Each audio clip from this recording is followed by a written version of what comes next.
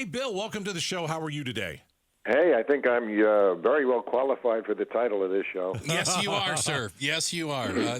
I go back to the original politically incorrect on Comedy Central. Oh, Hold on. Can I only tell you, Bill, I just always want to say this to you, I still miss Strange Bedfellows. Strange Bedfellows, yes. Arianna Huffington and Al Franken when Arianna Huffington was the conservative. Yeah, imagine that. Lying in bed, arguing over politics. Great stuff. Great stuff. And look where they are now. Yeah, exactly. One's a liberal and the other's out of politics. Ouch. We're looking forward to you coming to the Valley. Let's go over some of the news, man. I know you're talking about the protests. Columbia, they broke into a building, took it over. Now they want food catered for them. University of Washington, there are Jewish students saying that people are telling them to go back to the gas chambers. What is going on out there? Who are these kids? Do they hate Jews? Do they not understand? Have they not read history, or are they just anti-war? Who are these people, and what do you think about this whole situation? Well, I've been saying for years, don't go to college, kids. Hear, hear. Really, I was. I mean, there's a chapter about it in the book I have out now, coming out shortly. And I always said it, that college makes you stupid, especially these elite colleges. You just wind up with a bunch of debt, and they get out of college and they're like, oh, there's no good jobs. Yeah, because you majored in queer poetry of the Asian diaspora. Of course there's no good jobs. But yes, and that's the problem, is they don't teach anything real. They don't know anything, so they don't have any sort of perspective. They just go to college, which is a combination day spa with a North Korean re-education camp.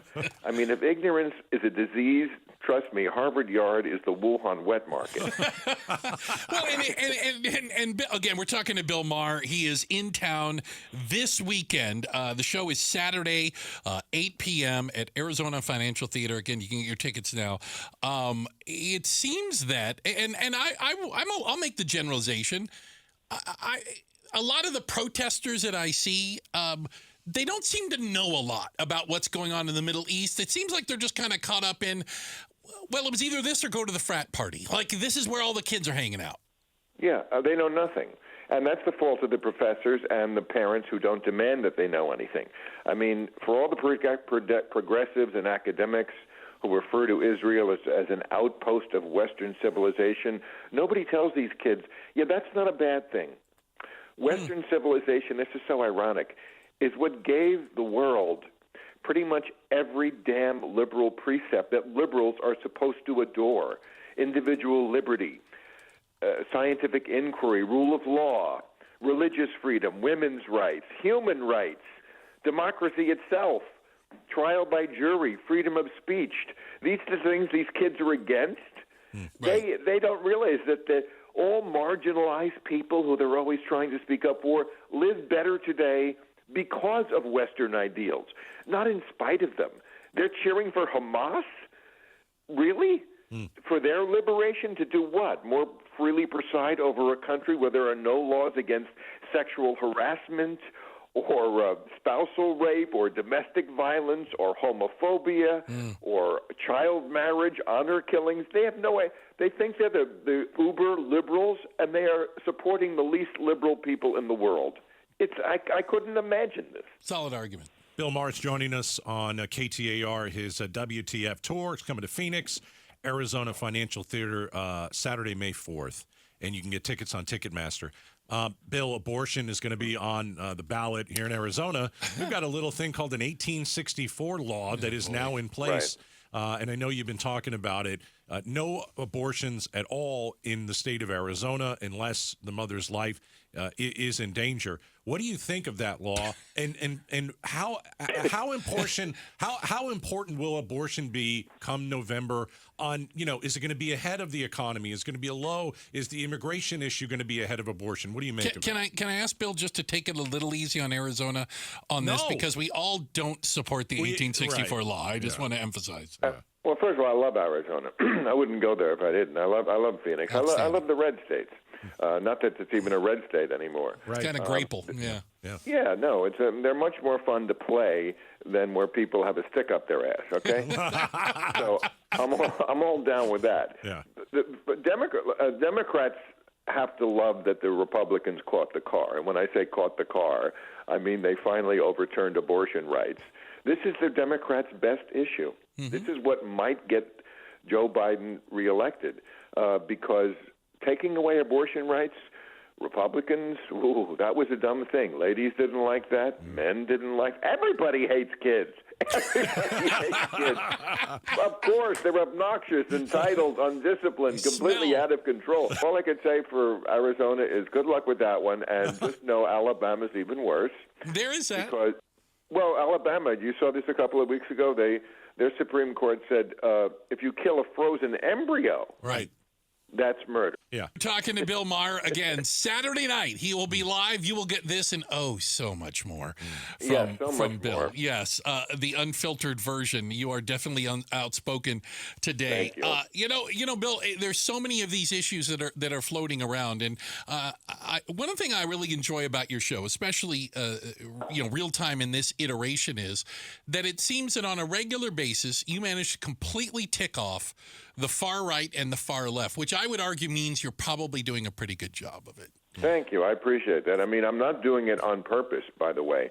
You know, some people think, you're purposely trying to do that. I'm just saying what I think about both sides. And what I love about performing now, as opposed to, say, 10 years ago, is I get a much more mixed crowd, mixed ideologically. And that's what we need to do in this country. If there's any theme to my show, it is that. It is that we need to sit together. We need to stop hating each other. I'm tired of hating. I don't want to hate half the country, and I don't hate half the country. I go after the right. I go after the left. I didn't used to go after the left so much. People attack me for that. I'm like, they weren't as crazy. Yeah. Now, it's not like the right got any better. They got even worse because they don't believe in democracy anymore. They never believed in global warming, and they were always too religious and lots of other stuff. And they threw their lot in with a sociopath named Donald Trump. Okay. But I would never vote for Trump. But when people do, I get it. Yeah. I get it because there's stuff on the left that's just so much closer to people's homes. You know, stuff about gender and race and my kids coming home saying, "Am I a girl now?" Right. I don't know. No. You know, let's get to spelling first. Bill, I want to finish up with something, and I only know because it's been in the news. I know Jerry Seinfeld kind of touched on it. You have an interesting perspective because of your career. How has comedy changed? How is it more difficult to do stand-up comedy today? Is it more difficult to write jokes today? It's not more difficult for me because I've been around forever and I know where the pitfalls are, and also I have a built-in audience that I've established a bond with over. I mean, I've been on the air for 31 years. Wow. Going back to Politically Incorrect. Yeah, right. Going on the air in 1993, and I established a bond right away. The show was called Politically Incorrect. The whole idea was I will never pull a punch. You're not all going to like everything I say, and that's okay because that's how we are with our friends. Do we like everything I say? No, but we don't break the friendship over it. That's life. You're not going to agree with everything. So most of the country is locked, and I don't think it is most of the country, but certainly most of the media, and what you hear mostly is people who are locked into their tribal concerns, and they only want to hear what they already think coming back to them in an echo chamber. I don't play that game. I don't bend the knee. If you do something goofy, I don't care where you're on the spectrum, I'm going to call it out. Yeah. So having established that, I think I'm in a better place. But I would not want to be a young comic coming up, going to the comedy clubs where people have their phones out. Ooh. And if you try a joke that's a little out of bounds, which is what comedy clubs are for, how are we supposed to know where the line is to cross unless we once in a while cross it? Then you're going to get canceled. Oh, I don't want to live in that world. Hear, hear. Well, you don't have to worry about that Saturday night. I always love Phoenix for that. None of that BS. None of that crap is going on. Saturday night, Arizona Financial Theater, 8 p.m. Again, you get your tickets at Ticketmaster. The WTF Tour. Bill Maher of HBO fame, and I will go back to Politically Incorrect fame, which I still miss that show. Bill, thanks for joining us. Appreciate it. Thanks, Thank Bill. you so much. All Bye-bye. right. He's Bill Maher. Hey, appreciate him spending some time with us. Thanks for watching Outspoken with Bruce and Gatos. Tap to watch more from KTAR News and click the button in the middle to subscribe.